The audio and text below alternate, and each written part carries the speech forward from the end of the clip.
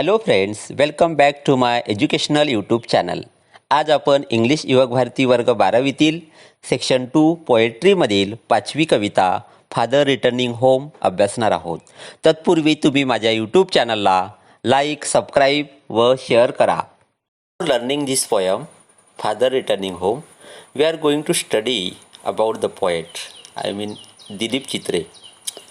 Dilip Chitre was a celebrated bilingual poet and translator with a remarkable work in Marathi and English.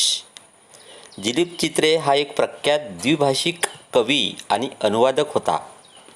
I mean bilingual means द्विभाषिक, translator अनुवादक, with a remarkable work in Marathi and English. म्हणजेच दिलीप चित्रे, पुन्हा एकदा बघा, Dilip Chitre was a celebrated bilingual poet and translator with a remarkable work in Marathi and English. म्हणजे दिलीप चित्रे हा प्रख्यात द्विभाषिक कवी आणि अनुवादक होता. तो मराठी आणि इंग्रजी भाषेत उल्लेखनीय कार्य करीत होता. His versatile creativity extends to painting, film making and notable contribution as a magazine columnist. इथे एक तुम्हाला लक्षात घ्यायचं आहे की दिलीप चित्रे म्हणजे त्यांची अष्टपैलू सर्जनशीलता, व्हर्सटाईल अष्टपैलू, आणि क्रिएटिव्हिटी म्हणजे काय, सर्जनशीलता. म्हणजे त्यांची अष्टपैलू सर्जनशीलता चित्रपट, चित्रकला, चित्रपट निर्मिती व मासिक स्तंभलेखक म्हणून प्रसिद्ध आहेत. म्हणजे ते अष्टपैलू त्यांची एक सर्जनशीलता होती. त्यांनी पेंटिंगमध्ये म्हणजेच चित्रकलेमध्ये, त्याचप्रमाणे फिल्म मेकिंग म्हणजे चित्रपट निर्मितीमध्ये आणि मासिकामध्ये सुद्धा त्यांचं एक चांगलं योगदान आहे. ही रिसिव्ड द प्रेस्टिजियस साहित्य academy awards both for poetry as well as for his well non translation work. म्हणजे त्यांना साहित्य अकादमीचा पुरस्कार मिळालेला आहे की त्यांच्या ज्या कविता आहेत आणि त्यांचं जे अनुवाद आहे याच्यासाठी त्यांना साहित्य अकादमी पुरस्कार मिळालेला आहे. मग अनुदान वर्क जे त्यांनी जे पुरस्कार त्यांना जो मिळालेला आहे की अनुवाद वर्क कोणता आहे त्यांचा, अनुवादक कार्य कोणतं आहे की तुम्ही लक्षात घ्यायचे तर सेस तुका पॉप्युलर अभंगाज स्पिरिच्युअल पोएम्स बाय संत तुकाराम. त्यांनी संत तुकारामांच्या ज्या काही कविता होत्या, आध्यात्मिक कविता होत्या, म्हणजे जे काही लोकप्रिय अभंग होते त्यांचं ट्रान्सलेशन त्यांनी इंग्रजीमध्ये केलं. त्यांच्यासाठी त्यांना साहित्य अकादमी पुरस्कार मिळाला. He had started translation of literary work of saints in Marathi at the age of 16. म्हणजे मराठीमध्ये अनुवाद करण्याचं काम त्यांनी वयाच्या 16व्या वर्षी चालू केलं. हे लक्षात घ्या. I mean he has started translation of literary work of saints in Marathi at the age of 16. 16व्या वर्षी जे काही संतांचं कार्य होतं, जे काही इंग्रजीमध्ये होतं, त्याचं त्यांनी ट्रान्सलेशन केलं मराठीमध्ये. Exile, alienation, self disintegration and death are observed to be the major themes of his work. मग त्यांच्या ज्या कृती आहेत त्या कृतींचे विषय कोणता आहे की त्यांचे जे मेजर वर्क आहेत त्यांचे विषय कोणते आहेत. तिथं विषय तुम्हाला लक्षात घ्यायचा आहे. एक्झाईल म्हणजे वनवास, अलायनेशन, सेल्फ डिसइंटिग्रेशन म्हणजे परस्पर आत्मविश्वास लक्षात घ्या. त्यानंतर डेथ हे त्यांच्या कृतीचे प्रमुख विषय आहेत. त्यानंतर आपण थोडक्यामध्ये एक कवितेमध्ये काय सांगितलेलं आहे हे बघूयात. त्या इंग्लिशमध्ये वाचून त्यानंतर त्याचं ट्रान्सलेशन बघूयात. This poem is taken from travelling in a cage. म्हणजे ही कविता जी आहे ट्रॅव्हलिंग इन अ केज या काव्यसंग्रहामधून घेतलेली आहे. It draws a portrait of suburban commuter. आणि या कवितेमध्ये एका उपनगरी प्रवाशाचे चित्र रेखाटलेले आहे. म्हणजे हा प्रवासी, कम्युटर म्हणजे काय, प्रवासी, सबर्बन म्हणजे काय, उपनगरी, म्हणजे उपनगरामध्ये राहणारा प्रवासी, त्याचं चित्रण या कवितेमध्ये रेखाटलं गेलेलं आहे. It depicts his dull, monotonous, exhausting, equally pitiable daily routine. या कवितेमध्ये त्यांचा जो निरसपणा आहे म्हणजे डल, दॅट इज निरसपणा. त्यानंतर मोनोटोनस आहे. मोनोटोनस म्हणजे इथं लक्षात घ्यायचं आहे की एक नीरस, थकवणारा, नीरस. एक्झॉस्टिंग म्हणजेच त्यानंतर तो तितकाचा दयनीय आहे. And equally pitiful daily routine. आणि त्यांचा जो दैनिक नित्यक्रम जो आहे तो दयनीय दैनिक नित्यक्रम या कवितेमध्ये रेखाटला गेलेला आहे, असं तुम्ही लक्षात घ्यायचं आहे. Then here it describes a forced alienation at home which is reflected through the stale food and lack of sharing. यामध्ये एक गोष्ट तुम्हाला लक्षात घ्यायचं आहे की it describes a force alienation at home. जसे की आपण सध्या या कोरोना साथीमध्ये आपण घरामध्ये राहतोय, जबरदस्तीने घरामध्ये राहतोय, अगदी तसंच या व्यक्तीचं चित्र ज्यांनी इथं केलेलं आहे की हे घरात जबरदस्तीच्या अलिप्ततेचे इथं वर्णन त्यांनी केलेलं आहे. जबरदस्ती अलिप्तता म्हणजे alienation, forced alienation at home which is reflected through the steel food and lack of sharing. आणि हे जे काही शिळे अन्न आहे आणि जे सामायिकरणाचा जो अभाव आहे, अभावी प्रतिबिंबित यामध्ये त्यांनी केलेलं आहे. Lack of sharing. He children refuse to share their joys and sorrows with the hard working father who as a result is forced to retire into solitude. आणि या ठिकाणी त्यांची जी मुले आहेत ते वडिलांबरोबर सुख आणि दुःख सांगण्यास नकार देत आहेत. म्हणजेच इथे ते शेअर करत नाही आहेत, ते रिफ्यूज करतात, नकार देतात. I mean here his children refuse to share their joys and sorrows with the hard-working father who as a result of forced to retire into solitude. आणि त्याचाच परिणाम म्हणून एकांतवास आहे, हे लक्षात घ्यायचं आहे. त्याच्यामुळेच त्यांच्या वडिलांना एकांत राहावं वाटतं. This very painful loneliness is a symbol of man's isolation from the materialistic man made world.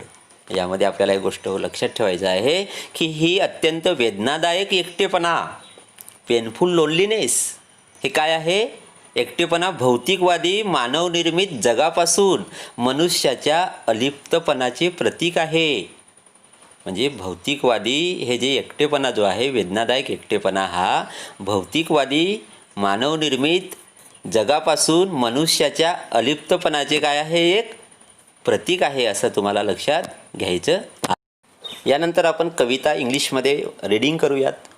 Father returning home. My father travels on the late evening train standing among silent commuters in the yellow light. Suburbs slide past his unseeing eyes. His shirt and pants are soggy, and his black raincoat stained with mud, and his bag stuffed with books. It falling apart, his eyes dimmed by age, fade homeward through the humid monsoon light. Now I can see him getting off the train, like a word dropped from a long sentence. He hurries across the length of the grey platform, crosses the railway line, enters the lane. His chappals are sticky with mud, but he hurries onward. Home again, I see him drinking weak tea, eating a stale chapati, reading a book. He goes into the toilet to contemplate man's estrangement from a man-made world. Coming out, he trembles at the sink, the cold water running over his brown hands. A few droplets cling to the graying hair on his wrist. His sullen children have often refused to share jokes and secrets with him.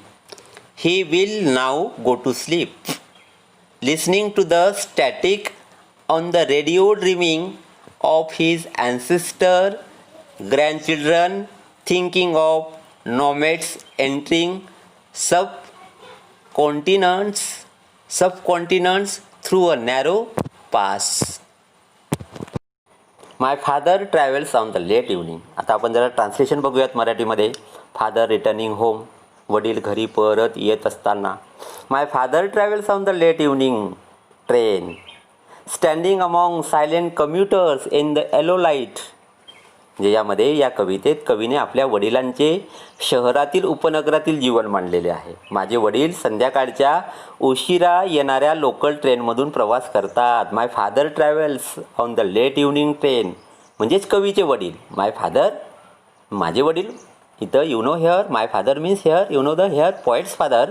He was travelling on the late evening train. म्हणजे त्यांचे जे वडील होते ते संध्याकाळच्या उशिरा येणाऱ्या ट्रेनने, लोकल ट्रेनने प्रवास करत असत, म्हणजे करतात.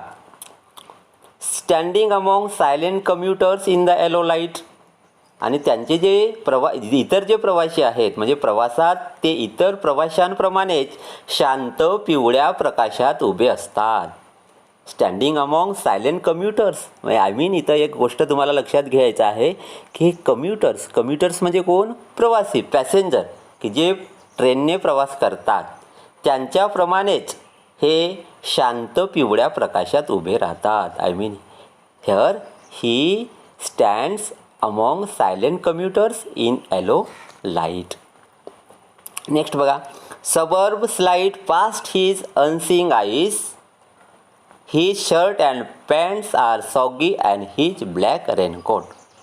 इथं तुम्हाला लक्षात घ्यायचं आहे की त्यांच्या डोळ्यासमोर शहरातील उपनगरे हळूहळू सरकत पुढे पुढे जात असतात की ज्याकडे त्यांचं लक्षही नसतं.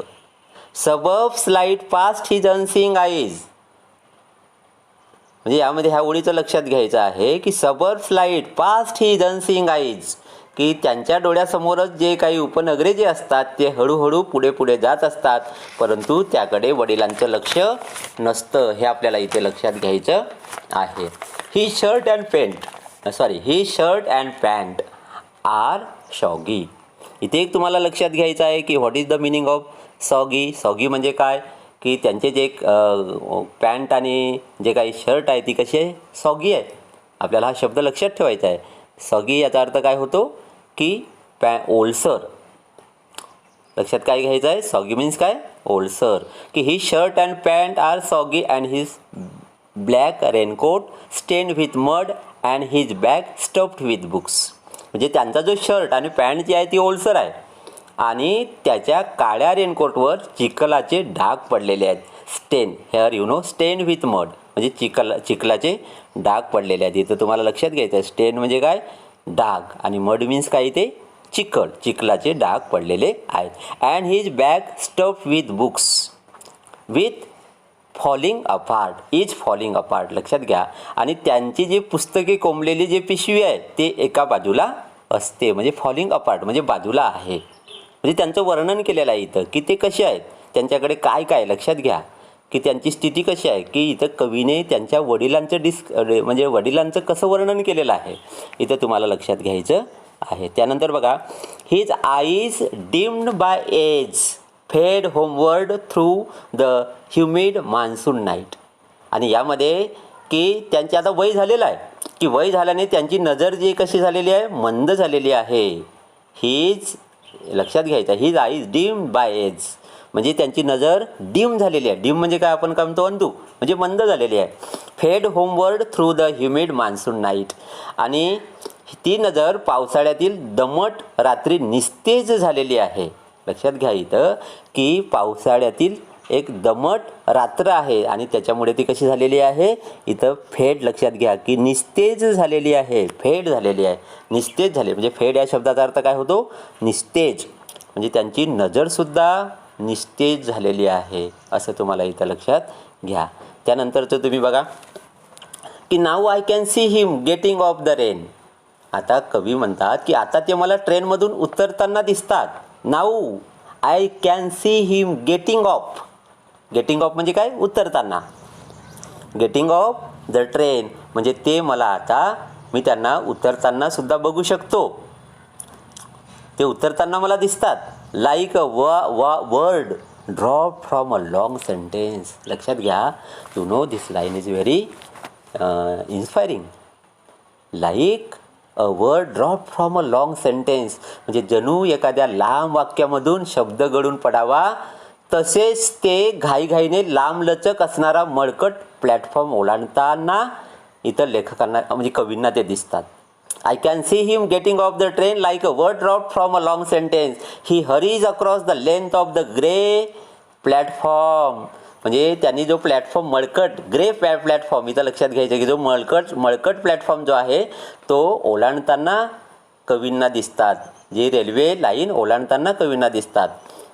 Crosses the railway line, enter the lane, आणि ते एक रेल्वे लाईन ओलांडतात, एका अरुंद गल्लीमध्ये प्रवेश करतात. इथं एक लक्षात घ्यायचं इथं railway line, you know here railway line and lane म्हणजे काय, अरुंद गल्ली. आता छोटासा जो रस्ता असतो त्याला काय म्हणतात, लेन म्हणतात. म्हणजे इथं तुम्हाला लक्षात घ्यायचं आहे. त्यानंतर बघा, he chappals are sticky with mud but he hurries onward.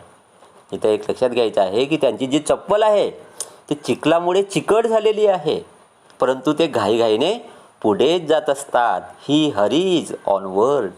Onward म्हणजे काय, पुढेच जात असतात.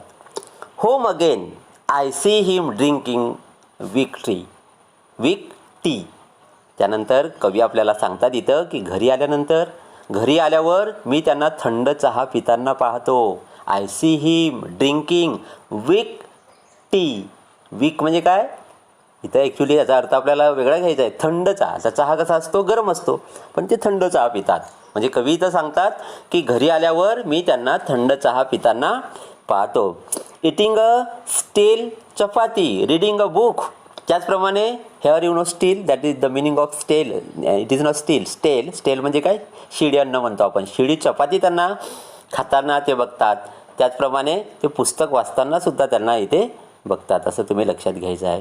त्यानंतर नेक्स्ट लाईन बघा, he goes into the toilet to contemplate. Here you know की घरी आल्यावर त्यांना बघा, त्यानंतर ते पुस्तक वाचतात असं इथं सांगितलेलं आहे. मग ते काय करतात की ते विचार करण्यासाठी संडासमध्ये जातात. He goes into the toilet to contemplate, I mean for thinking. म्हणजे ह्या शब्दाचा इथं तुम्हाला अर्थ लक्षात घ्यायचा आहे की कंटेम्प्लेट म्हणजे काय, विचार करणे. विचार करण्यासाठी ते कुठे जातात, संडासामध्ये जातात, टॉयलेटमध्ये जातात. Man estrangement from a man made world. यामध्ये लक्षात घ्यायचं आहे तुम्हाला की विचार करण्यासाठी ते संडासमध्ये जातात व मानवनिर्मित जगात माणूसच कसा अलग पडत चालला आहे याचा ते विचार करतात. मॅन्स एस्ट्रेंजमेंट म्हणजे अलग पडत चाललेला आहे, वेगळा झालेला आहे याचा विचार. आणि हे जे जग आहे हे कसं मॅनमेड आहे, म्हणजे या मानवनिर्मित जगामध्ये माणूसच कसा अलग पडत जात आहे, अलग पडत चालला आहे याचा विचार त्यांनी त्या संडासामध्ये करतात असं सांगितलेलं आहे. Coming out the trembles at the sink. त्यानंतर पुढे बघा, थरथरत्या अंगाने ते वॉश बेसिनजवळ येतात. कसे येतात, थरथरत्या अंगाने. ट्रेम्बल्स इथं एक शब्द आहे. ट्रेम्बल्स म्हणजे काय, थरथरणे. आणि सिंक म्हणजे तुम्हाला माहीत आहे की ते सिंकजवळ येतात थरथरत्या अंगाने. पुढे बघा, the cold water running over his brown hands. म्हणजे थंड पाणी त्यांच्या तपकिरी हातावरून वाहते. थंड पाणी जे आहे ते त्यांच्या तपकिरी हातावरून वाहते. Few droplets cling to the greying hair on his wrist. आणि त्याचप्रमाणे सांगितलेलं आहे की काही थेंब जे आहेत ते त्यांच्या मनगटावरील पांढऱ्या केसांना चिटकत आहेत. म्हणजे बघा, जे केस जे आहेत, ग्रेइंग हेअर म्हणजे आता वय झालेलं आहे आणि त्यांचे जे केस जे मनगटावरती केस कसे असतात ते तुम्हाला माहीत आहे की ते कसे ते पाणी जे केसांना पाणी चिकटताना त्यांनी बघितलेलं आहे.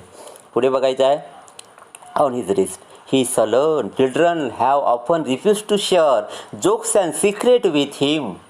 यामध्ये लक्षात घ्या की जे त्यांचे जे मुले आहेत ते मुले वाईट आहेत. मुले कसे आहेत, इथं कवी सांगतायत आपल्याला की मुले हे वाईट आहेत. ही sullen children, here you know the meaning of sullen, you should try to understand की the meaning of sullen here. sullen means कसे, वागत नाहीत बरोबर, वाईट मुले आहेत. And he sullen children have often refused to share jokes and secret with him. आणि त्यांची वाईट मुले त्यांच्याबरोबर विनोद किंवा गुपित शेअर करत नाहीत, सांगत नाहीत, त्यांच्याकडून काही ऐकून घेत नाहीत. हे लक्षात घ्या. He will now go to sleep.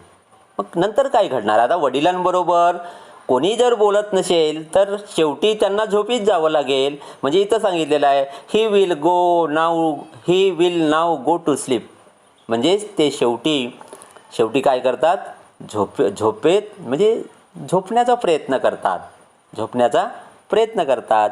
Listening here you know listening to the static on the radio, dreaming हे एक लक्षात घ्यायचं आहे. मग झोपताना ते नेमकं काय करतात की इथं तुम्ही लक्षात घ्या की आता कोणीच त्यांना बोलत नाही, कसल्याही प्रकारचे विनोद किंवा गुपी ते त्यांच्याशी शेअर करत नाहीत. त्याच्यामुळे ते ते नुकसान भरपाई करण्यासाठी रेडिओ ऐकतात व झोपेत असताना त्यांना एकतर आपल्या पूर्वजांची किंवा नातवंडांची स्वप्ने पडतात. म्हणजे इथं त्यांनी असं सांगितलेलं आहे की ते रेडिओ ऐकतात आणि झोपेमध्ये असताना of his ancestor and grandchildren thinking of nomads entering a subcontinent through a narrow pass. आणि मग झोपत असताना किंवा झोपीमध्ये एक लक्षात घ्यायचं आहे, त्यांना स्वप्ने पडतात. स्वप्ने कशाची पडतात? एकतर ते आपल्या पूर्वजांची म्हणजे ॲन्सेस्टर, इथे एक लक्षात घ्यायचा आहे अर्थ. पूर्वज म्हणजे कोण? ॲन्सेस्टर्स. आणि त्यांचे जे ग्रँडचिल्ड्रन्स आहेत, म्हणजे आता ग्रँडचिल्ड्रन्स आहेत त्यांची ते काय करतात, त्यांची स्वप्न त्यांना पडतात. आणि पुढे बघा, or nomads entering a subcontinent through a narrow pass. आणि शेवटी त्यांनी आपल्याला इथं सांगितलेले आहे की ते आपल्या स्वप्नात हिमालयातील खैबर खिंडीतून भारतीय उपखंडात येणाऱ्या पूर्वजांचा विचार करतात. बघा इथं नॉमॅड्स म्हणजे हे कोण? खैबर खिंडीतून येणारे जे काही पूर्वज आहेत, खैबर खिंडीमधून भारतामध्ये, त्यांचा ते विचार करतात. म्हणजेच ते एकतर भूतकाळ किंवा भविष्य काळातच जगतात असं आपल्याला या कवितेमध्ये दिसतं. हे लक्षात आपल्याला इथे घ्यायचं आहे.